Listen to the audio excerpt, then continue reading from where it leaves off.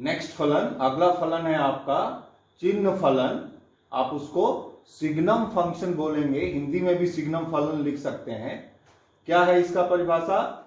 फलन जो होगा वो परिभाषित है मॉड यक्स अपॉन एक्स, मापांक अपॉन यक्स, या x upon mod of x, यदि यक्स जो है वो शून्य नहीं है और जीरो होगा अगर यक्स का वैल्यू शून्य होगा। अब मॉड यक्स इसके पहले, मापांक इसके पहले आपको बताया गया है, मापांक में दो वैल्यू आएगा। अगर माइनस है यक्स तो इसका वैल्यू आएगा मॉड का माइनस एक्स, और अगर प्लस है तो प्लस यक्स आएगा। इसके पहले ही बोला गया था जैसे को तैसा, माइनस को माइनस करेगा। आप देखो ये माइनस हमेशा कंफ्यूज करता है आपको, लेकिन आगे की शर्त को देखिए, यहां पे लिखा गया है x less than zero. X अगर जीरो से छोटा है इसका मतलब कि यक्स निगेटिव है, और ये निगेटिव साइन हमको पॉजिटिव बना देगा क्योंकि दो निगेटिव हो जाएगा इसके पास। और अगर पॉजिटिव है, ग्रेटर देन जीरो है, तो ग्रेटर देन जीरो रहेगा तो पॉजिटिव है ही वो, तो यक्स अपॉन यक्स आएगा। तो इसकी तीन वैल्यू आ गई।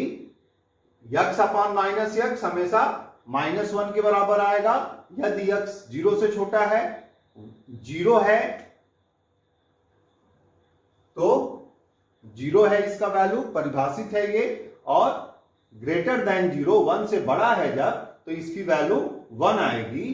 तो इस फलन का जो प्रांत है, डोमेन, सारी वास्तविक संख्याएं हैं इसमें। ग्राफ में देखिए, ग्राफ जो है वो यक्स को माइनस इनफाइनाइट, माइनस अनंत से लेके प्लस अनंत तक, मतलब पूरी नंबर रेखा को यक्स अक्ष को कवर करता है। तो इसके डोमेन में सारी वास्तविक संख्याएं आएंगी, और परिसर इसका, जिसको रेंज बोलेंगे, इसमें फलन का वैल्यू लेना होता है, और फलन की केवल तीन ही वैल्यू है, -1, 0 और 1। अब इसका ग्राफ 0 पे 0, greater than zero, greater than zero किधर आएगा? दाएं तरफ आएगा, राइट साइड में आएगा। तो राइट साइड में इसका वैल्यू क्या रहेगा? 1। तो ग्राफ में जैसा दिखा दिया गया, ये हाइट जो है वो 1 के बराबर है, और बाईं तरफ जो होगा वो -1 होगा। तो इसमें y का जो डेप्थ है ये नीचे की तरफ कर दिया गया, इसका मतलब इसका वैल्यू निगेटिव होगा, तो ये -1 रहेगा, लेकिन नियतांक रहेगा। तो 0 पे फिक्स है, ग्रेटर देन जीरो के लिए भी नियतांक है, और लेस देन जीरो के लिए भी नियतांक है। वैल्यू 3 बार चेंज होगी, 0 पे 0, ग्रेटर देन जीरो के लिए -1, और लेस देन जीरो के लिए -1 आएगा। तो ये सिग्नम फलन के बारे में इंफॉर्मेशन हो गया। व्युत्क्रम फलन, reciprocal function, y = f of x। अब यक्स का व्युत्क्रम क्या होगा? सबको मालूम है यक्स का व्युत्क्रम जो होगा वो 1/x होगा।